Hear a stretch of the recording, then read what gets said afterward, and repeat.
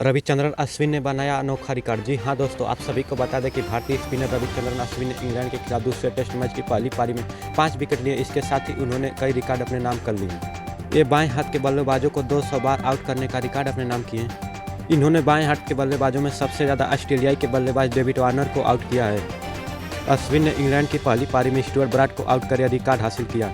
यह रिकॉर्ड अश्विन के बाद श्रीलंका के पूर्व स्पिनर मुरलीधरन और इंग्लैंड के तेज गेंदबाज जेम्स एंडरसन और ऑस्ट्रेलियाई के शेन वॉर्न के नाम आता है।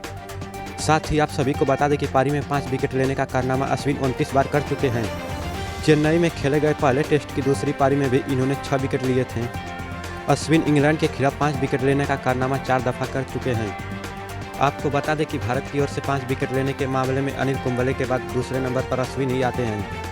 अश्विन ने भारत में अब तक 45 टेस्ट मैच खेल चुके हैं, जिनमें यह 23 बार 5 विकेट ले चुके हैं। यह अपने ज़मीन पर सबसे ज़्यादा 5 विकेट लेने के मामले में चौथे नंबर पर आते हैं। अश्विन ने इस मामले में इंग्लैंड के तेज गेंदबाज जेम्स एंडरसन को पीछे छोड़ दिया है।